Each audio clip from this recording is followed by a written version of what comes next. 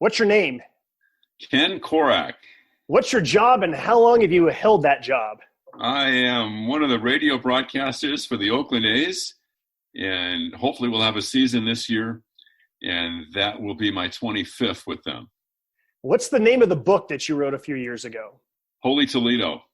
Coming up on this edition of Life Around the Seams, this is a very special treat. Ken Korach spent 10 years in the minor leagues before finally getting his first full-time job with the Oakland A's in 1996. He replaced one legend, Lon Simmons, and worked with another legend, Bill King, and then took over as the A's lead announcer after the death of King.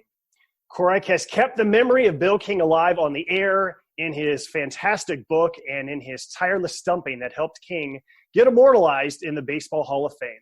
Along the way, Korach has become a legend himself for a new generation of Oakland Athletics fans. Ken Korach is next. This is Life Around the Seams.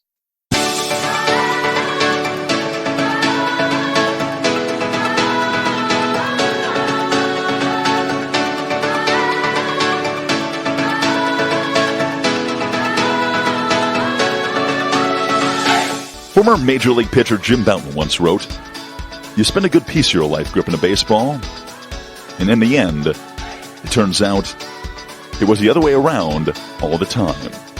Welcome to Life Around the Seams, a podcast about baseball people who have interesting stories from between the lines, and sometimes even more interesting stories outside the lines. Here's your host, Josh Sushan.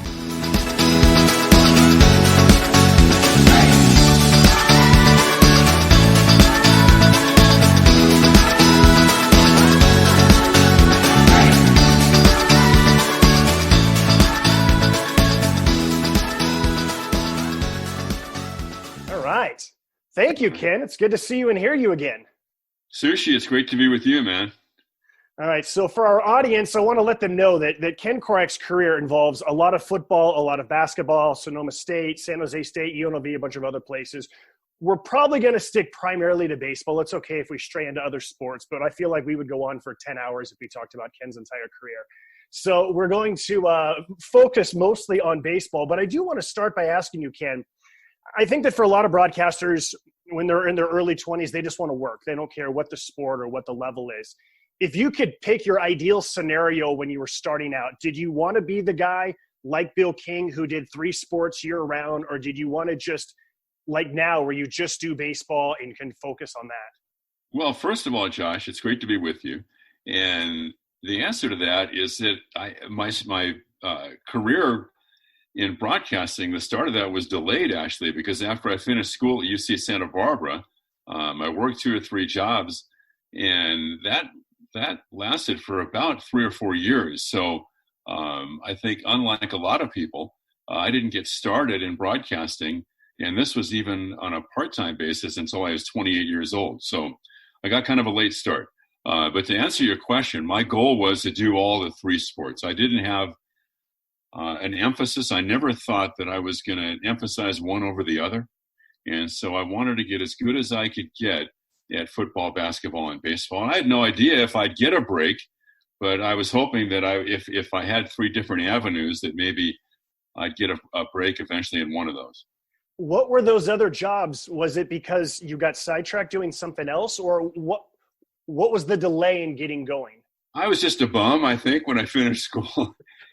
No, the main reason was, and to be honest with you, I thought about broadcasting from the time I was probably 6 or 7 years old. I drove people crazy on the playground back in elementary school, broadcasting basketball games out loud while we were playing them. So I had it in my mind from the time when I was really young that if this was something that eventually I would really like to pursue. But I also felt that once I made that decision, I had to be totally focused on it. And there was going to be no turning back. And when I finished college, to be honest with you, I didn't really have that focus. So I wanted to be dedicated to it. And so I worked at a clothing store in Goleta near the UCSB campus. And I guess the job that lasted the longest and certainly was the most intense was with a group home, a residential, I guess, treatment facility for delinquent kids in Santa Barbara. We had about 24, 26 kids in a half a dozen, actually it was, I think, 4 houses that we had surrogate parents and about 6 kids in each house.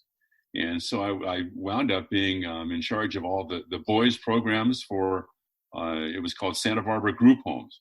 And so that was the job that I had before I left Santa Barbara. And then when I moved to Northern California to Santa Rosa, my first job up there, and was kind of a vehicle to get started in broadcasting, was I was the first assistant at a golf course in Santa Rosa, municipal track, and I worked in the pro shop there. I was recently reading Dale Tafoya's new book, Billy Ball, in which you wrote the foreword, and perfect timing because you described in there, and I hope you can do in more detail, how in 1979, the Oakland A's are terrible, but that meant that you could have basically an entire section to yourself to practice your craft to the Coliseum. Give us more details about that time. Well, there were days in which they drew 700 fans, as you know. And so once I really decided to go for this, I didn't have a tape. The extent of my experience was doing maybe 4 or 5 games when I was in college. And that was at San Diego State before I transferred to Santa Barbara. So I had nothing, literally, on tape. And so I decided that how do you go about doing that? So one of the things I did was I went to the Coliseum, and especially during some of the day games, and I'd sit down the left field line, and you'd have whole sections to yourself. And back in the days when we had cassette recorders, that's how I got my baseball audition tape. What kind of microphone did you have? What was your setup like in the empty seats? Well, it was pretty primitive. I had a cassette recorder, and I had a little scorebook, and I kept score with that, and I had a handheld microphone. So there was nothing real advanced about it. And I did the same thing trying to get a basketball tape. I actually went to the sports arena in LA and bought a ticket, sat in the stands, and did a game between USC and Utah. And then I went to Candlestick Park, and I sat in the upper deck for a 49er game. And that was a lot more challenging because there were a lot of people, even though I don't believe the 49ers were that good in the year that I went down there, but it was challenging because there were people all around. And that's how I did my football tape. And I'm sure people were looking at me and going, what in the world is this guy doing sitting in the stands calling a football game out loud to himself? By any chance, do you remember the opponent or the game or the inning that you used for your demo that ultimately got you going with the Redwood Pioneers? I don't remember that. And in fact, actually, Sushi, the reason one of the main reasons I got that job was because I did get a job at a small station in Petaluma, California. You're familiar, of course, with Petaluma. 1,000 watts day, 250 night. And once I decided I'd done all I could as far as making tapes, I wasn't going to get any better until I could get a job if I could get one. I sent my tapes out to the various radio stations in Sonoma County. And I got a call back from the program director at KTOB rather quickly, a guy named Bob Nathan, who was a wonderfully talented broadcaster, became eventually one of the news anchors at one of the big stations in Sacramento. And he called me quickly and said, I can offer you a job, but we have nothing in sports. We have nothing in news. And the only job we have available is to play records on Saturday morning from 6 until 10. And initially for about 2 hours, I turned the job down because I literally did not know how to cue up a record. And this was back in the days of vinyl, of course, where you were in the control room and you had the board in front of you and 2 turntables to your left. And that's how you queued up the records, and then you got those things through the board and out on the air. I'm still not exactly sure how it happens. So I initially turned the job down, and as I was driving home, I thought, you've got a chance at least to get a foot in the door here. And so he hired me to work on Saturdays, and eventually I started doing some stuff for them. They had 2 or 3 guys, including a legendary broadcaster named Ron Walters that recently passed away, was their morning man. Also they did high school football games, high school football, basketball, and baseball. They did stuff year round. It was like a throwback station to a time where if you had no experience, you could work there and get an education. And so I became like the 3rd person in the sports crew. And through that, because one of the broadcasters there, who also was a salesperson, a guy named Kevin Rafferty, I worked out a deal with the Redwood Pioneers, kind of in their infancy. I think it was the second year of their existence up in Rohnert Park. Worked out a deal to carry 50 games in 1981, 25 games at home and 25 games on the road. And that's how I got my first gig doing minor league baseball. I was the number 2 guy to Kevin. 1981, of course, was the year of the strike. What did the team do? What did you do during the major league strike? Because the minor league season was still ongoing. This was really, thanks for asking. It really was an amazing thing because and it's not, I don't think it's totally analogous to what's going on today, of course. Nothing is, but Major League Baseball was not played for 7 weeks during the middle of the season. And so we had a weekend series, or at least a series over 4th of July scheduled. We were an Angels affiliate, and the Redwood Pioneers was scheduled to play the Reno Padres on July 3rd and July 4th. And there was no baseball, of course, in Anaheim or in San Diego. And the two organizations got together with the Padres, with the parent clubs. And so we went on July 3rd and played a night game in Anaheim at Anaheim Stadium. And then the next day, we went to Jack Murphy, to the Murph in San Diego, and played a game that started at 6:30, literally on July 4th. 37,000 people were there. They gave away free watermelon in the parking lot. They had a big festival, radio stations, and all the events and activities, like a carnival in the parking lot. They sold tickets for $1, and the crowd literally was 37,000. That is so awesome. Oh my goodness. Describe what the press box was like at Rohnert Park Stadium compared to now you're working in a Major League Baseball press box. Well, yeah.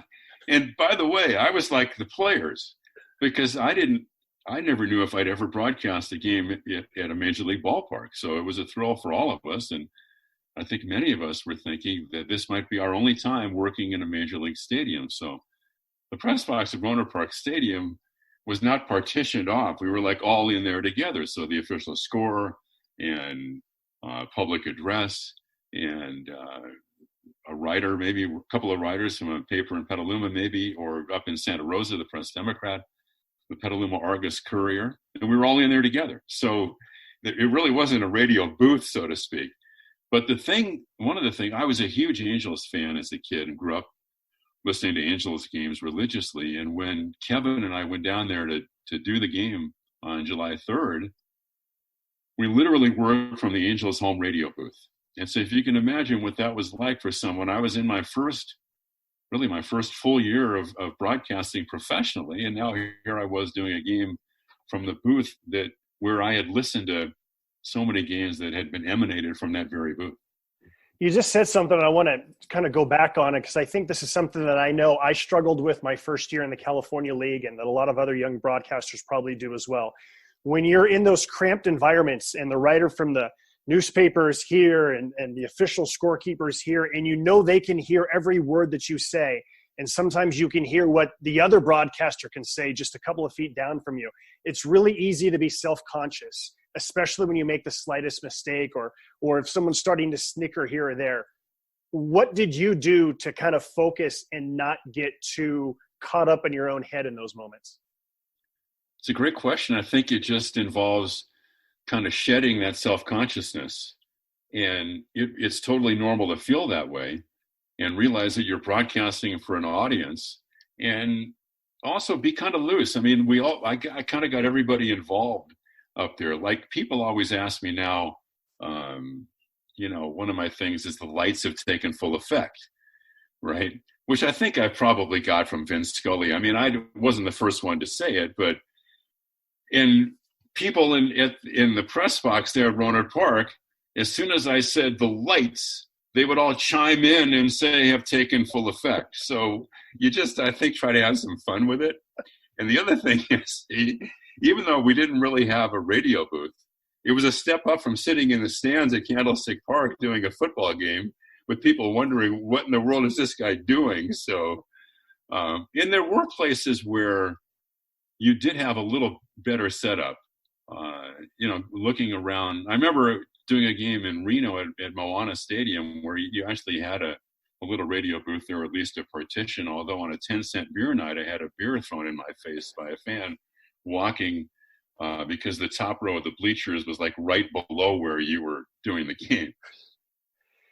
So great that you mentioned lights taking full effect, because I stole that line from you, and all the guys in the press box at Isotopes Park will constantly say things. I don't know if they're serious when they say that they're making bets about what time of the day I'm going to say that. And I was, a father told me a story that one morning his son, who was about 6 or 7, woke up and staggered into the kitchen and said something like, "The lights have not taken full effect yet," or something like that, because they were listening to me. And so I just think I just love that expression. And I love that I stole it from you and you stole it from Scully, or that we all just steal that line, and just what a fun line that is. Yeah. Sometimes we say things we have no idea how it happened or what the origins were. I think that one likely came from Vinny, but we kind of pass it on down, right? Right. So you can pass it down to somebody else. Well, let's skip ahead to 1984. You told me that this was the best minor league team that you ever covered. I looked it up. That team was 91-48. They were 43 games over 500. You had Devon White, Mark McLemore, Jack Howell. The ace of the pitching staff was Bob Kipper. That was some kind of minor league team you had in Redwood in 84. Managed by Tom Kochman, who's had a long career in the minor leagues and also scouting in Florida. And his son played in the big leagues, Casey, of course. And in fact, in the second half, they were 53-17. Wow. Yeah, it was unbelievable. And they lost in the playoffs to the Modesto A's, and Jose Canseco had a home run that is still in orbit somewhere. They had a winning streak. I don't remember, Sushi, how long it lasted. I think maybe 13 or 14, 15 games. So it was, as you know, I don't know what the ratio is now, but they used to tell me that if like 5% of the players on a minor league club or 6% on a single A club got to the big leagues, that was like the average. So that would be 2, maybe 3 at most from a 25-man or 23 or 4-man roster in the Cal League. And like you said, you just, read off the names of some of the great players on that team. So the greatness of that team, the example of that was what you just said, because they exceeded what would normally happen as far as players getting to the big leagues from a single A roster. I was looking at the teams that were in the California League in 1984. Nowadays, the Cal League isn't too bad, but there's a lot more teams that are clustered in Southern California. But looking at the teams there, you had Lodi, Stockton, and Modesto. All 3 of those are within an hour of one another. It seems like that was a very easy, fun road trips with a lot of Northern California teams. Yeah, in fact, Ed Sprague owned the Stockton team, I think, and his wife owned Lodi, and we stayed in the same hotel the whole time. So they try to work it out where you would go down there. You'd be there for a week, because Stockton and Lodi really are adjoining cities almost, or town. Lodi is more not a real big city. Stockton is, as you know. But yeah, in fact, I drove my car on most of the trips because it was so easy to just kind of wheel your way around.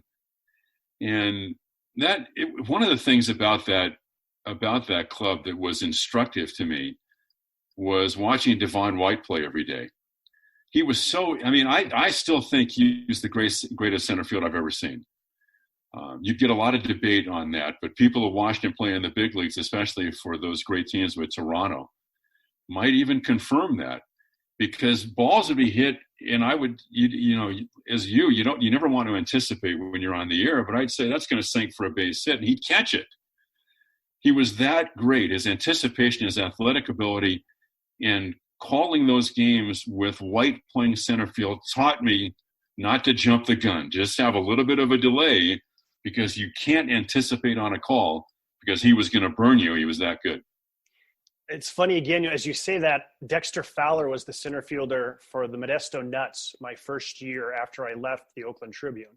And I feel like I learned a lot of things from watching Dexter Fowler, who could just glide to the ball, never seemed like he had to dive, but would make these catches where, again, it's funny how certain players from your time in the minor leagues teach you things just from their talent, because you haven't seen that kind of talent up close before. Yeah. The other thing that season taught me was how to get through a long season when you're basically working by yourself. I didn't have an analyst. It's 5 months. There are virtually no days off. You'd play 30 or 40 days without a day off. And it was my first full season working in the minor leagues, or working that much, for that matter, in any job. And so I came to the ballpark, and because they were so great, they would do something every night that kind of got me going, that energized me. So I think their play and the way they played really helped me get through that first season. How did you get the job with the Phoenix Firebirds? Like a lot of things, I was really lucky, really fortunate, right place at the right time. And, I did that partial season in 81, and then didn't do any baseball. I did high school games, but no professional ball in 82 or 83. Did the full season in 84, literally did no baseball in 85. And then I was kind of almost feeling sorry for myself, because I'd gotten a job doing San Jose State football and basketball. But I was thinking, you've invested all this time trying to get a foothold in baseball, and didn't work in 85 because the station lost the rights. There was really no radio for the team in 85, and they moved down to Palm Springs eventually anyway. So I just thought, at least you can say to yourself that you gave it a shot, that you tried to get back into baseball. And so I sent tapes out to all the teams in the Coast League. And I got a call real quickly from the team down in Phoenix. And the Giants AAA club, as you know, and they were changing their name from the Phoenix Giants to the Phoenix Firebirds. And a businessman named Martin Stone had bought the club. And this was in advance of his efforts to try to bring Major League Baseball to Phoenix. Of course, this is well before the Diamondbacks. So he wanted to own the club, or at least be instrumental in getting Major League Baseball to come there. And they wanted, his idea was to have a Major League style broadcast. In other words, two broadcasters who did all the games and traveled, worked together. He hired a guy named Kent Dirtavanis, who was a wonderful broadcaster. At that point, had already worked in the big leagues for the Brewers and the Red Sox, had done some big time college football and basketball. And they hired me as their number 2 guy. I remember flying down to San Diego for the winter meetings. The only time I really have ever gone to the winter meetings, either in search of a job or for an interview. The GM was a guy named Jack Singer. We talked for a half hour or so, and I got the job. The press box at Phoenix Municipal Stadium, especially where the broadcasters were, there's no air conditioning. You're in the elements. Back then, it was all concrete. How would you describe, especially in the summer months, the heat and trying to broadcast games in that heat? It was brutal. It was brutal. I mean, you've been down there a lot from your time covering the A's, and it was a sauna. It really was. And there was no air circulation at all, so it held the heat in. And you know how hot it is down there. We literally started a game one time when it was so hot, they grounded the airplanes at Sky Harbor Airport, which was only like a mile and a half away. But what we did is we built, Kent and I, because we worked 2 years together, 86 and 87. And before the 87 season, we actually built a wooden platform that sat on top of those old concrete bunkers and got some air conditioning, because they had that cantilevered roof at Phoenix Muni. And the air would come in from behind us. So we got out of the bunkers, and unless it was brutally windy, and that could happen, we wound up working up on that kind of makeshift platform. As a homage to Red Barber, we called it the catbird seat. I recall you telling me the story once during spring training, but I don't remember the details. I think it'd be fun for you to share with the audience about the manager that season, Jimmy Lefevre, and his son, who was running around the ballpark, and now Ryan Lefevre is a major league broadcaster. Yeah, Ryan said he grew up listening to me, but I don't think he listened to too many games. He was just a kid back then, but it was really a trip for me. It was such a baseball education to have Lefevre as our manager, because I'd grown up going to Dodger games. Of course, he was the rookie of the year for the Dodgers, and was part of the kind of legendary Dodger all-switch hitting infield of Parker, Lefevre, Wills, and Gilliam. And so and this is one of the things that I'm sure you've experienced, and a lot of your listeners who are in our business have experienced, when some of the people that you've watched and almost were like heroes or people you've idolized, they come to life as people that you spend a lot of time with. And that was one of the things about being around Jimmy, the other thing was boundless energy, the most energized person I've ever known in baseball. And again, 86 was just my second full year doing games. And again, hardly any days off, brutally hot in Phoenix. And yet Lefevre had so much energy, was contagious. He wouldn't let you feel tired. And that was one of the great lessons I learned from Lefevre, that he fought through it. And I mean, you talk about contagious energy, he had it. Well, another guy who has contagious energy is Mark Grant. And I was looking at the rosters of those teams, and whenever I see Mark Grant, a smile comes on my face. I don't think he's ever had a bad day in his life. He was 22 years old, according to Baseball Reference that year. Do you have any memorable stories about a young Mark Grant? I don't, except that he was always a delight to spend time with back in those days, and that you had a feeling that he might be a guy who, when he was done playing, would have a career doing what we do because he was so engaging. We also had guys like Matt Williams, who was kind of up and down on the Phoenix and San Francisco shuttle. Terry Mulholland, left-handed pitcher. So those were the guys I think who were the most noteworthy. But Mud was a real joy to be around for sure.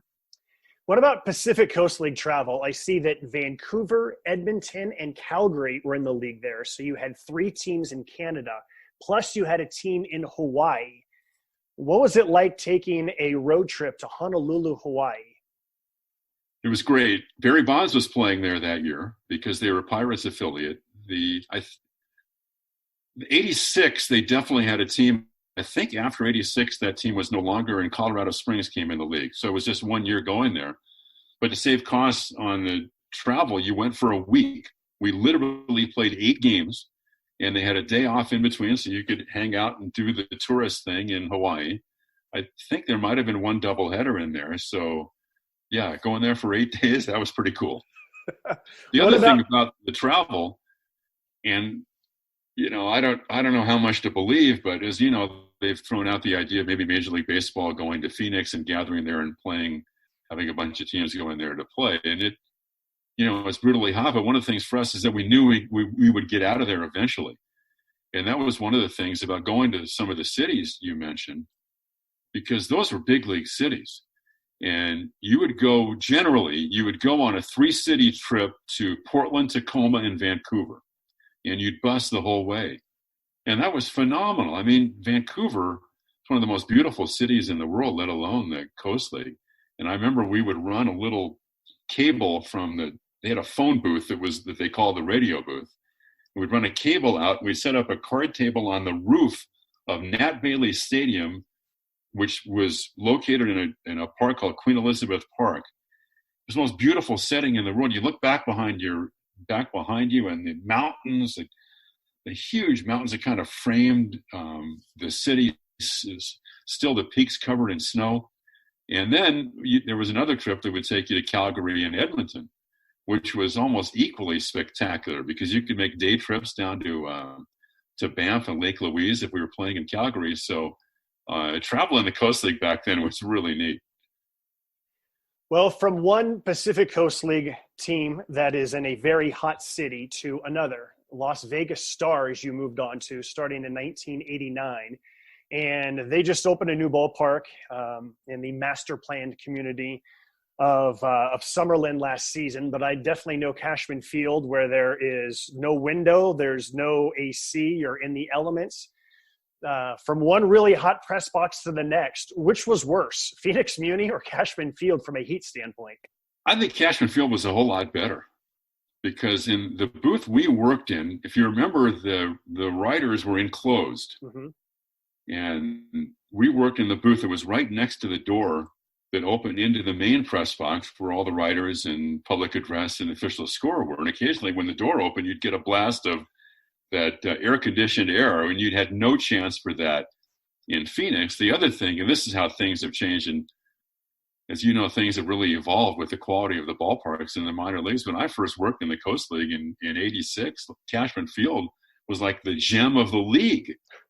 It was really a great ballpark. So that was definitely a step up. Yeah, the thing about Cashman Field is even though it was really hot, at least from a location, I just loved the view. You're just for the visitors a little bit to the right, and I just felt like you could just see the strike zone really well, and you could see the ballpark really well. So I loved the view from Cashman Field, even if it was really hot. Remember too that for the night games, the lights would come on in the outskirts of town back then. Now those aren't really outskirts now. They're pretty suburbs that are pretty well populated, but it was really pretty, right? The sun would set down back to your left over the mountains, and then the lights would come on. So I thought Cashman Field was a great place to work. It was cool. Don Logan has been there forever. He knows everybody. It's always a treat when you go to Las Vegas and you get to see Don. What are some of your memories about either getting hired by Don or just working for him for so many years? Well, I remember when I was working with Ken, I was still working in Phoenix, getting set up to see Sinatra, because Logan did have all those connections with an assist, by the way, from my wife, Denise, who worked in the front office there. And, she did some of the lifting for Mr. Logan. They worked really well together, but she was kind of people that wanted golf.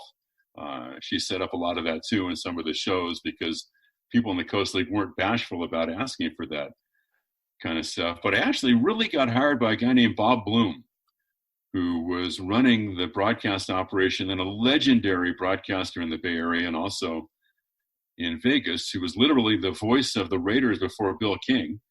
His last year during the Raiders was 65, and kind of in semi-retirement, he was still working for the Stars and also doing Lady Rebels basketball on the radio. And he was really instrumental in me getting that job beginning in '89.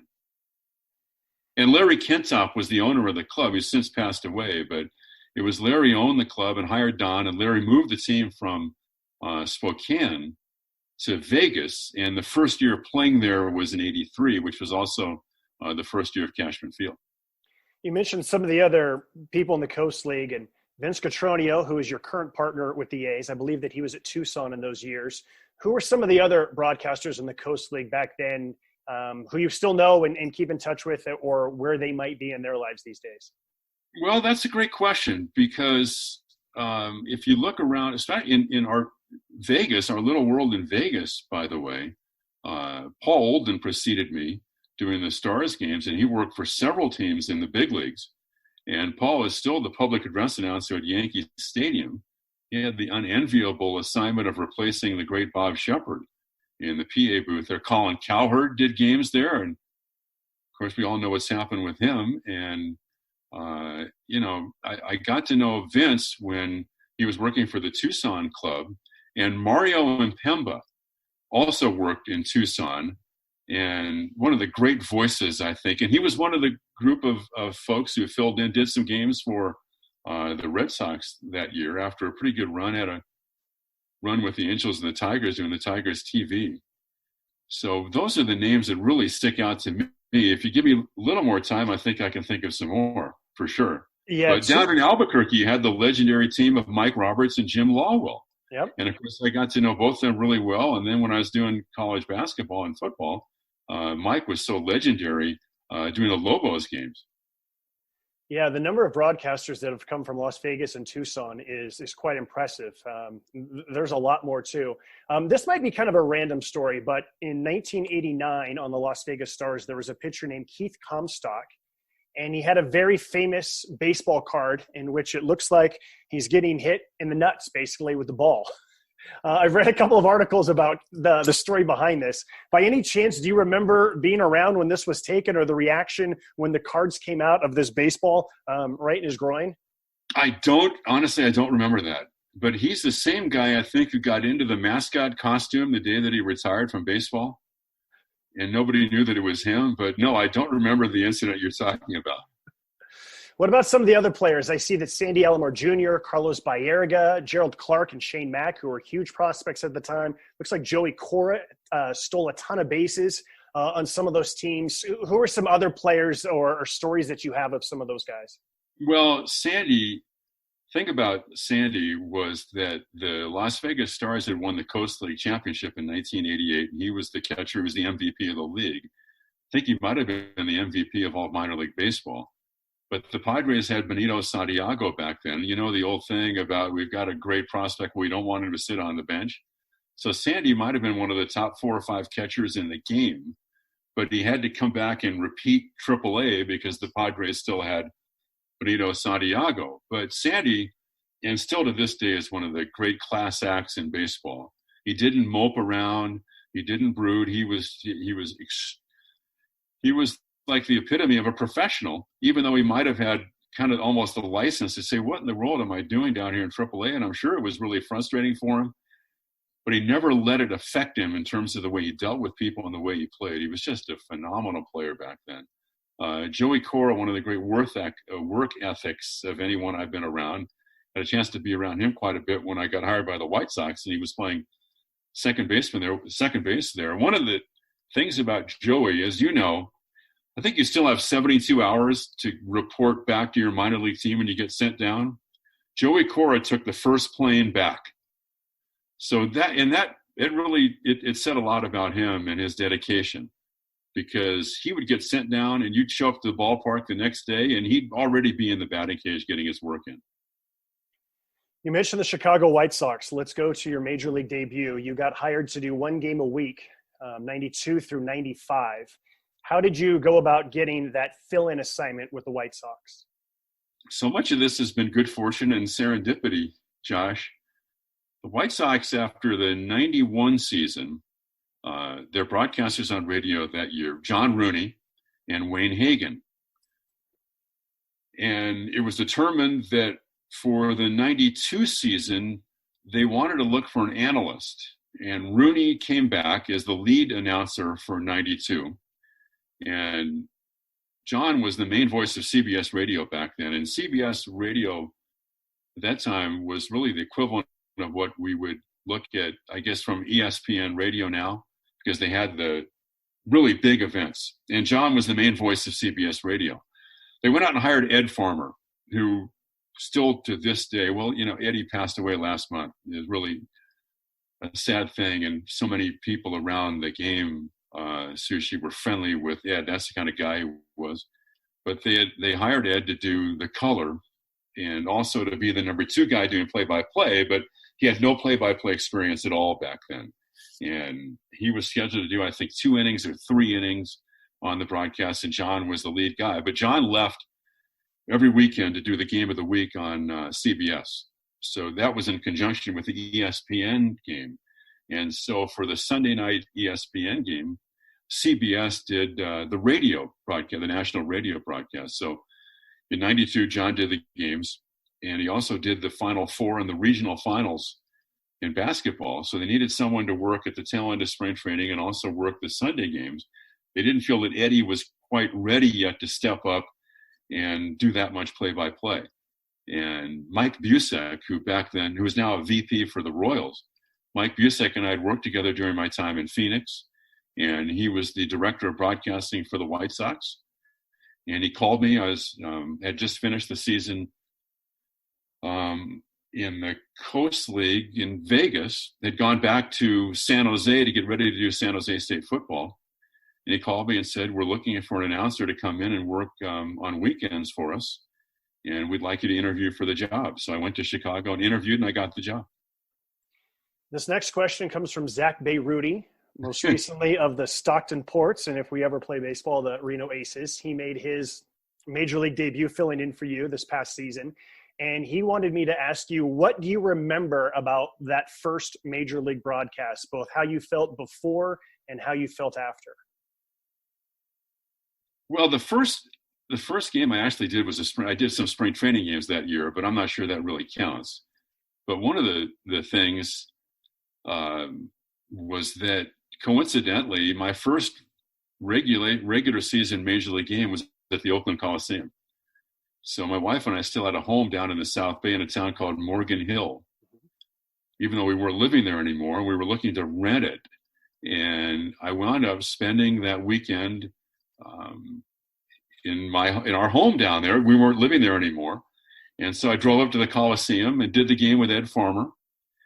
I was nervous, of course, but one of the great things about working with Ed was that he just made everything so comfortable.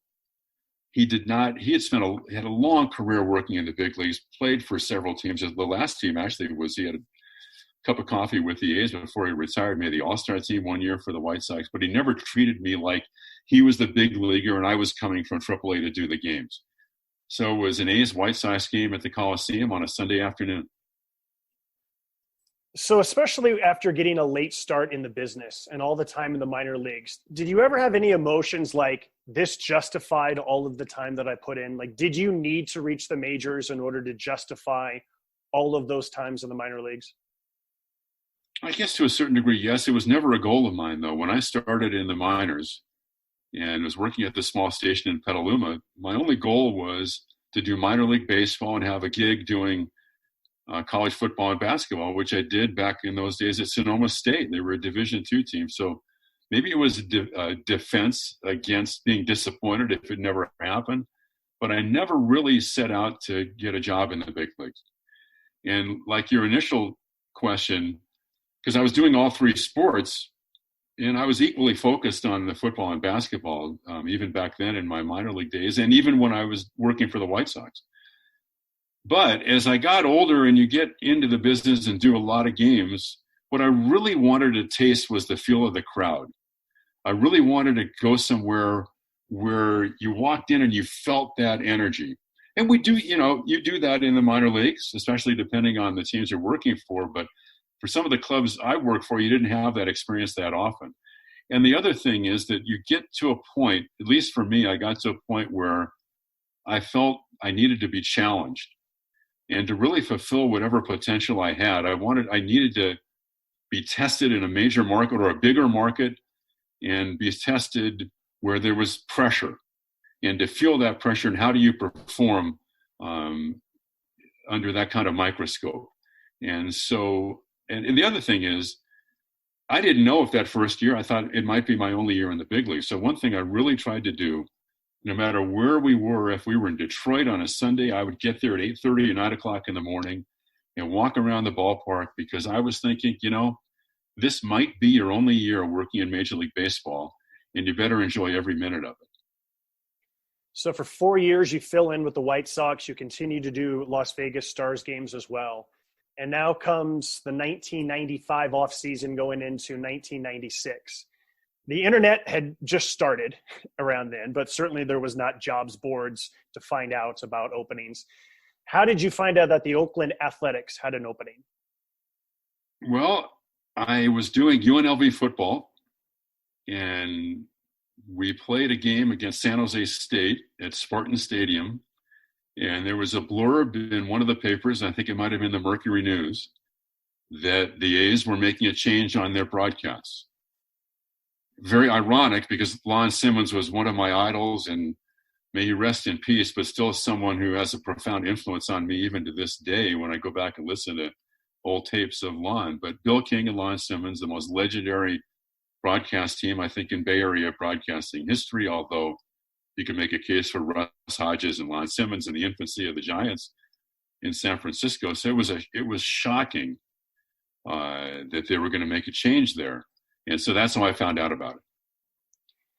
What was the interview like? What was the process like to meet with different individuals and ultimately get the job?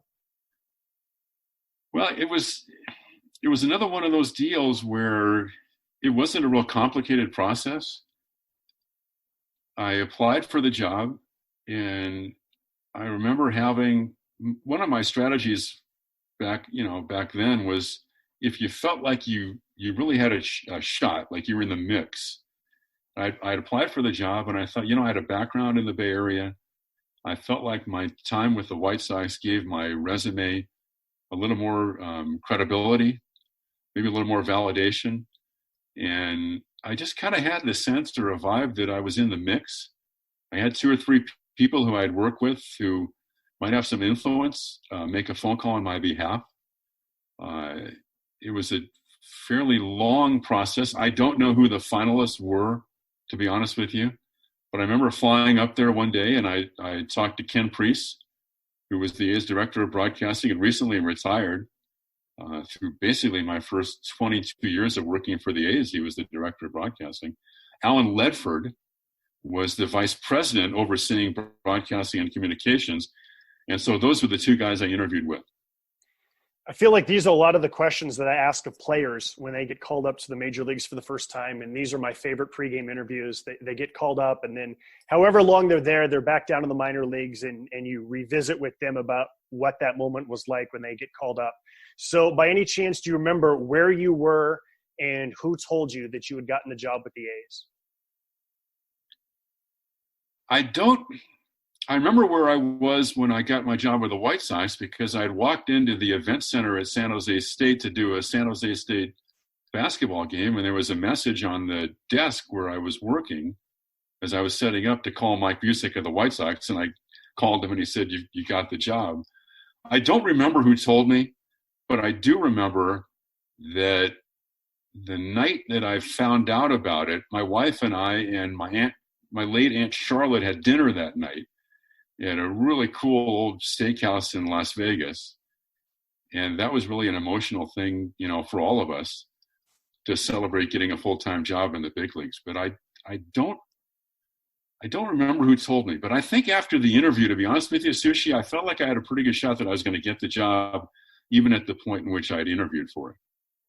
Well, I will never forget opening day of 1996, because it was during spring break, and I drove from San Diego State to Las Vegas with a couple of my friends.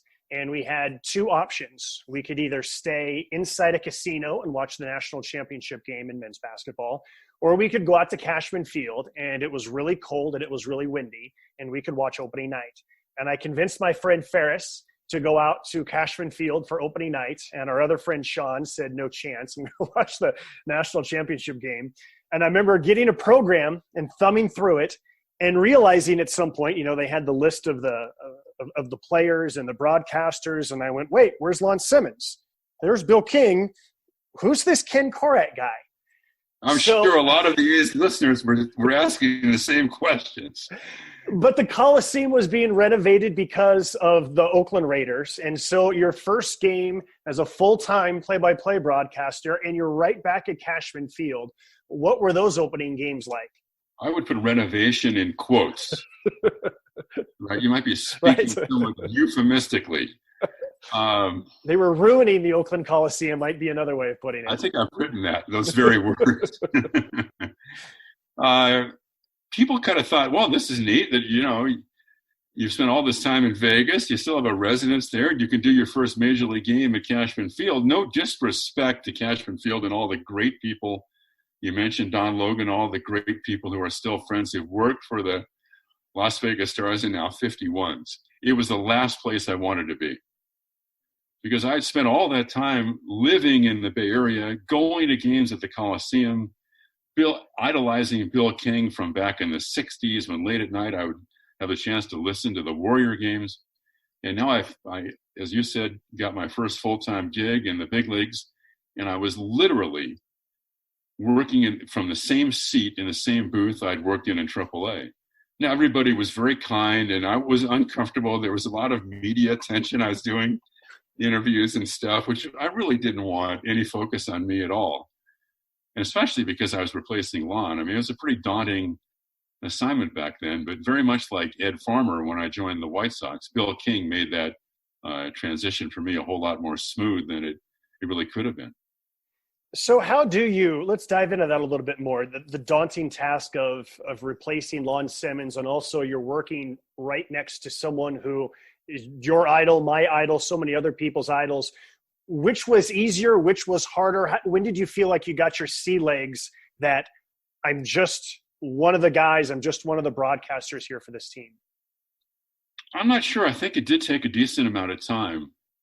But one of the things I think that helped was I had that bridge in my career with the Sox, so that I didn't go, even though I only did probably 90 games, including spring training for the White Sox over those 4 years.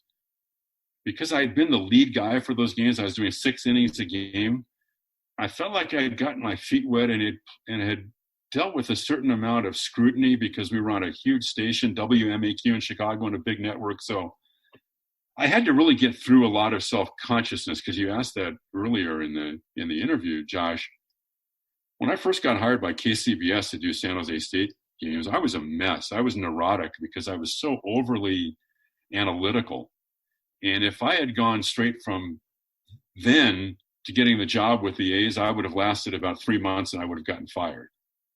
There was such a long process for me to kind of gain the confidence, and it's such an easy thing to say, but it was a hard thing for me to learn, that the only person you can sound like is yourself, and the only person you can be on the air is yourself. And there was a time when I tied myself up in knots trying to sound like these people that I had idolized growing up with, instead of trying to just do the game. And the experience in Chicago, and I think doing all the games I did in the college football and basketball, really helped me going into that A's situation, because all you can do is do the best you can. You can't control what people are thinking. It's a very subjective business. Even the great ones, Bill used to say, if a third of the people aren't going to like you, a third of the people are going to really like you. But if you can convince the third in the middle that you're halfway decent, that might be a victory. So that was a process for me. But the other thing is that Bill made it so much easier. His endorsement of me meant the world to me. And I do think that there may have been some people, and I'm sure it was a tough transition for A's fans, because Lon and Bill were legendary, especially together, that they might have been thinking, if Bill King kind of likes this guy, then maybe he's okay. I mentioned my friend Ferris earlier, and I asked him what question that he would want to ask you, and he really just gave me a statement more than a question. But what he told me, that one of his favorite things is that, especially when it was a lopsided game, that you would draw stories out of Bill, that you would get into his mental Rolodex. And I'm wondering how much of that was planned and how organic that was to just get Bill talking about his incredible memories and his stories on the air in those lopsided games. Well, some of it would just flow from things that might have happened in the game, or something that he would talk about that I would want to delve deeper in, because I was curious, having grown up listening to him and revering him and idolizing him, and because you got to know him very well. And, Bill pulled off the feat of doing the Raiders and the Warriors and the A's at the same time, but that just scratched the surface of what Bill King was, who he was as a person, because he was so multi-dimensional with all the various interests he had. And so I had a goal. There were a lot of times when my goal was to get him going. And if I could really get him going to the point where it started to become funny and a little crazy and off the wall, that would all the better if I could pull that off. One of my favorite stories, really one of the best days of my life, the A's are in Cleveland. I decided to rent a car and I go to, I think I've told you this story before, but I haven't on my podcast. So I drive to Canton and go to the Pro Football Hall of Fame. And there's all kinds of interactive displays where you can press buttons and you can watch highlights and you can hear a lot of the calls. And so, of course, I'm just pressing Raiders buttons left and right. And I'm just hearing Bill King's voice, just iconic call after iconic call. And what made King the King was that at the biggest moments, he always nailed it. And so I remember just feeling just like so much excitement about my day. And then I get to the ballpark and I walk out to the dugout to do some pregame interviews. And there's Bill. And he says hello, and he knows my name. And I remember just getting chills, just thinking, oh, my goodness, Bill King knows my name. And I didn't want to be like a fanboy or whatever, but I think I did tell him, that I heard his voice all day at the Hall of Fame or something, trying to spit the words out. And I don't even know where I'm going with a question like this. But I think it just speaks to how Bill was revered by so many people, but also his presence and how he would make you feel. He would make you feel calm. He would make you feel like, hey, what's up, Josh? He took the profession, he took what he did very seriously. He didn't take himself that seriously. And he was very welcoming with people like yourself or whomever would come in the booth. Now, there was a time when he would lock in. And about 45 minutes before the game started, I learned not even to talk to him because his focus was such, and that's one of the great things about Bill, and the subtitle for my book was Lessons from Bill King, that I learned was when he got locked in, you did not want to mess around because so much that was his focus and the passion that he brought to everything that he did. But when you got him going with the stories, we'd be on the road and it's like people would have to take a number to get in line to be able to join us for dinner because everybody wanted to have that experience. And course, Bill was a great connoisseur. He loved nothing more than having a great dinner and a couple of glasses of wine. And once you got into maybe the second glass, then the stories would start to flow. And when you could get him into Wilt Chamberlain and Rick Barry and Madden and Stabler and Cliff Branch and all these incredible players that he was around in his career. And then if you wanted to delve into the opera and his painting and all the other stuff and Russian history and his relationship with Tom Sherry and all that, you could spend all night and not get enough of it. It was really I wrote a book about him. So yeah. I spent 267 pages, which might, speak to how I felt about him.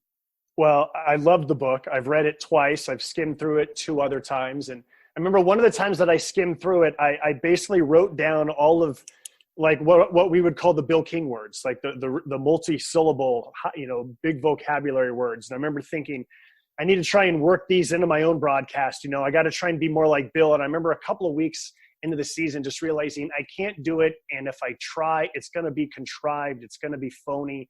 You can't do what Bill did. I can still pick out a few words that I can use, and it's not going to look too forced.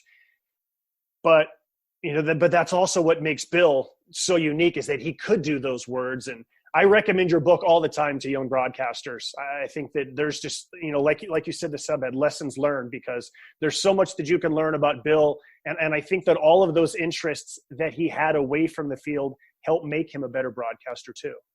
Yeah. At his memorial, which was, this is how highly he was regarded, that when he passed away, the memorial service was held literally at the Oakland Coliseum Arena.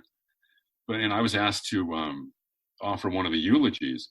And I said that, I paraphrasing myself, but that his interests added a texture to his broadcast.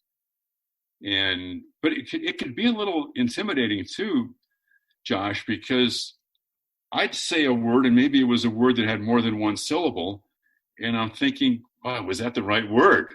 Because you're working with the master. Because working with Bill was like taking a PhD class in the English language, or whatever other subject you'd like to throw out there, because he knew everything about all that other stuff too. One time, and there are a lot of instances like this, but one time I said that so-and-so's forte was going to his left, or whatever it was. And during the commercial break, he took off his headset and said, "Ken, I have to tell you something. Forte is okay, but fort is preferable."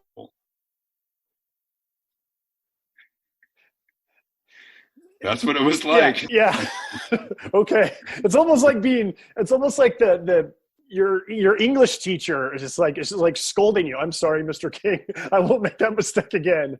Yeah, but he did it in a very constructive way. He was so amazingly supportive and complimentary.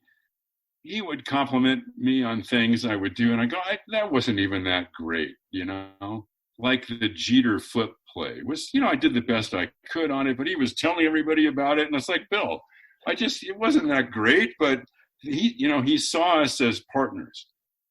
He didn't see it as he was the lead guy and I was the younger guy that was just going to carry his suitcase around. He saw us as partners, and that meant so much to me. So with all of that in mind, when Bill passes away and now Vince Cotroneo joins the A's broadcast, and as we mentioned earlier, you and Vince know each other from the Pacific Coast League from a long time back, and in the entire Bay Area is mourning Bill, and now you're the number one broadcaster, you're the lead, and Vince is number two. What do you remember about just wanting to make sure that Vince could have that ability to blend in as much as possible the way that Bill did for you? That was a really hard transition for Vince. It really was. I give him so much credit because he had to battle through that, because not only was he replacing the icon of icons when it came to Bay Area broadcasting, Vince hadn't really spent a whole lot of time in the Bay Area. So that was a transition for him as well, just trying to feel comfortable working in a new market. But the one thing that I knew would happen with Vince, and one of the big reasons he got hired, was because nobody works any harder than he does. And so, he's voracious in his appetite for preparation. And so that's one of the things you can control. Like we said earlier, that the business is so subjective, but you can control how hard you work and the time you put in. And over time, I think that became a big factor in Vince. He's 15 years now with the Athletics. So he's had a great run with the A's. And so I think that, the fact we were friends before he got hired made it easier. But I still give him a lot of credit, because that was a tough thing to have to step in after Bill had passed away. And I think it's Vince that said, maybe before, as he was coming on the air for the first broadcast, A's fans never had a chance really to say goodbye to Bill. They weren't prepared for it because his passing came so suddenly. He passed away after having surgery on his hip. And at that point, Bill, one of the reasons he had the surgery was he wanted to come back and work a full season the next year. Retiring was not part of any plan that he had. So I think that made it a little bit harder for Vince as well. For you and for Vince and for the A's front office, so many great tributes that you did that first year and that you continue to do.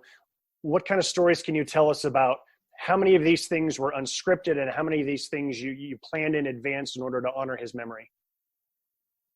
Well, I came around to the thinking that there's so many things that happened that remind us of Bill, and that fans want to hear those stories. So, he lives with us even to this day. And in his influence and also the stories. And Ray Fosse is very much a part of our broadcast team, as you know, although he spends most of his time on television. And Ray had worked with Bill for many, many years before I joined the broadcast. Now they have the Holy Toledo sign in center field that lights up when somebody hits a home run. So it's really fun to think back. One of the things for me, being part of that memorial, was an unforgettable experience when, you think about all the people that came to that and were part of that, who were like a who's who of Bay Area sports history. So that's the mark that Bill made. Yeah, I remember attending that. I remember your speech, and I remember just thinking, Al Davis is here and Franklin Muley is here and all these people from the A's are here. And just, it was like walking into the East Bay Sports Hall of Fame with all of the different legends that were there. And I remember your speech for the 3 things that Bill taught you were the rules and how you broke one of those rules that day, if you don't mind sharing that story. Well, that was the last thing that I said. Yeah. You talk about a daunting assignment, to try to deliver the eulogy when you're looking at guys like Davis and, Davis delivered the eulogy on behalf of the Raiders, and then Alvin Addles, right, with the Warriors. I think it was Addles and Franklin Muley, right? It was Muley and Addles for the Warriors, and it was Davis for the Raiders. Well, Bill, in the very first dinner that we ever had in Phoenix before spring training of 1996, it was Bill, it was Fosse, and myself. And we're having a great time and kind of just shooting the breeze. It wasn't real serious. And then Bill, toward the end of the dinner, got very, very serious and stern. And I thought, oh, my God, now he's going to lay down the law.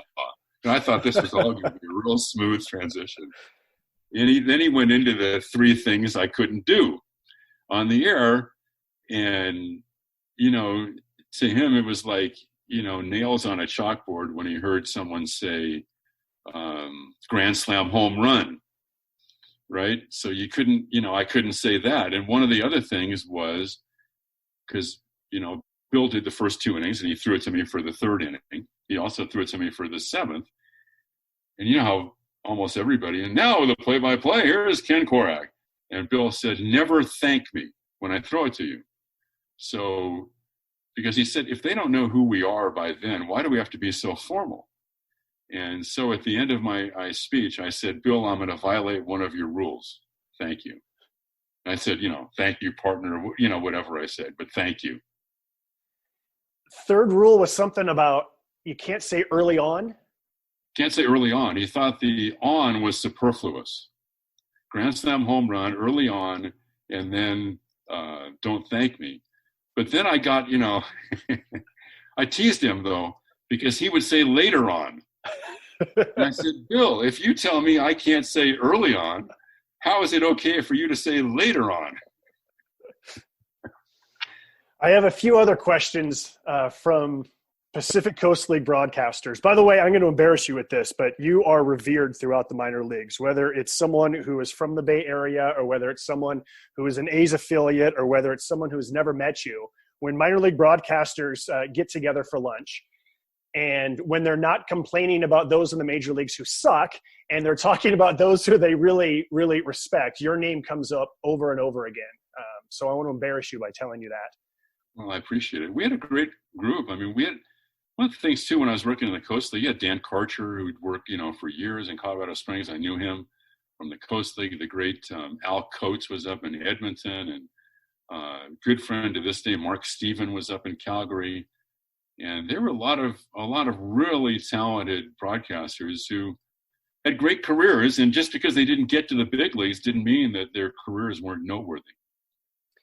Tim Haggerty from the El Paso Chihuahuas wants to know about your voice. How much of your voice is natural and how much of it came from voice training?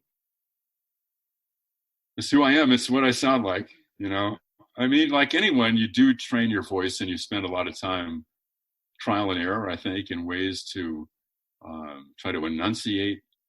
How you approach the big calls, I think, is a really important part of the way you train yourself and use your voice. But this is who I am. This is how I sound like. Obviously, when you're doing a game, you're affected a little bit. You're going to try to speak a little more loudly. But I don't, I think that you can tell when someone's voice is unnatural or contrived. You used the word contrived earlier. Sushi, I think it's a great word to, there are people that they don't sound natural. And so when you're on the air, and I've said this to a lot of broadcasters, young announcers I've worked with over the years, you have to wear well over time. You don't have to sound like James Earl Jones, but you have to wear well, so your voice, I think, has to sound natural.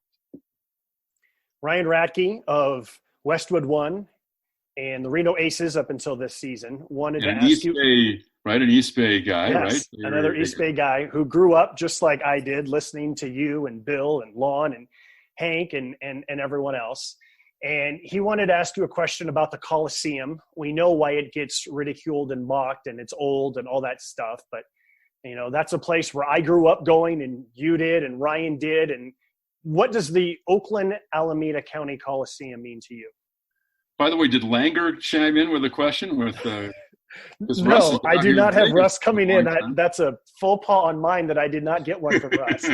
Does a great job. What does the Coliseum mean to me? Well, it's always really had a special place. Having spent so many years in the Bay Area, and then kind of looking up at the booth and seeing Bill and Lon, and it was a fantasy, thinking, maybe someday I could work up there. And having done having made the audition tape, into the cassette recorder. But I just love the vibe of the Coliseum. Now, one of the things, I really loved it before Mount Davis. And one of the most disappointing and strangest things that we all went through was in '96, when they literally were building Mount Davis while games were going on. I remember, even though it was my first year, I just went off one day on the broadcast. I said, you think that they would have a little more respect for the game to maybe not use their jackhammers while games were going on, right? Because, and with every day, you get less and less. The beautiful view of the Oakland Hills out beyond the bleachers at the old Coliseum, we would lose a little bit of that view with every day that went by. And that was really disconcerting. But and even if you talk to visiting announcers, Sushi, who come to the Coliseum, on some of those days where the crowds aren't as big as we would like them to be, there's always a really cool vibe at the Coliseum. There's an energy there. A's fans are really into it. And I think the Coliseum has been a big factor in the A's success over the years. I would point to the foul territory. I think the foul territory has really helped the A's. I think the marine layer has been a little bit of a factor too. So it's hard to separate the Coliseum from the success the A's have had. And I've been so fortunate to have been involved in, so many great teams and great moments over the years. Yeah, I feel the same way. And I mean, to me, it's the concerts. I remember remember going to see Bruce Springsteen when I was really young, and my uncle looked at me and he said, "This is going to be the best concert that you ever see in your life." It was the 1984 tour. And I remember the high school baseball championship games. For whatever reason, I'll always remember the name Michael Denard. Michael Denard was this stud hitter at Oakland Tech, and he hit a home run. And a bunch of the kids came running on the field. I remember thinking, this is like Hank Aaron breaking the record when kids are running on the field to congratulate him in almost the exact same spot as he's getting ready to go around third and come home. And I just think about, again, the concerts, the high school championship games, not to mention, all of those A's games and just, it's a dump, but it's our dump and all the memories that are there. Well, the music aspect is really important. I mean, I went to a lot of those days on the greens too, and the only photograph that Bob Melvin has in his office is of the Who at the Coliseum for a day on the green. Yeah. How much, after all of these gut-wrenching playoff losses, does it eat away at your gut when the game is over and you're heading back home to Las Vegas after another disappointing end to a season? Well, there have been some tough ones, that's for sure.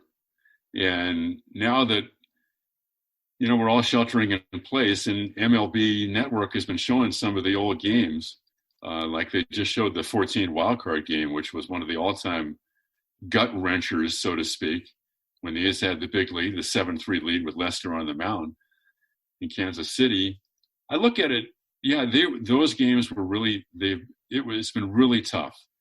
And I look at teams like the 0-1 team, which I thought was the best team the A's have had during all this time that I've been lucky enough to do the games, and the A's have had 10 postseasons since I've done the games, 10 separate postseasons. That club really had a chance to win a World Series. And so I think it would have added some validation with the job that Billy Beane and David Forrest have done, and all the great managers and players that they've just have really struggled. They've won one postseason series since I've done the games, and that was the division series in 2006, lost in the championship series to the Tigers. But they've also had a lot of happenstance and things that have happened to them that just crazy stuff. I mean, they've been a victim of some of the most bizarre and unusual plays that have happened in the game too. I mean the 2003 division series in Boston, obviously the Jeter flip. So I look at it, the other way that I look at it though, is that I've been really fortunate too. As tough as those games have been for the players and the fans and the front office, everybody associated with it, I do feel really fortunate that, and it's serendipity, we just happen to be there. We have nothing to do with it. But to have been involved in so many of the great moments in the game in the last 2 decades. I think that's a perfect way to end it, Ken. Thank you so much. This is awesome. It's been great to see you via Zoom and to talk to you once again, my friend. It's awesome. You too, man. You do a great job on these podcasts. I've listened to a few of them, so keep it going. It's really important. I think people need this kind of distraction and diversion during the times that we're all living in now. So thanks for having me. Once again, that was Ken Korach, and this is Life Around the Seams.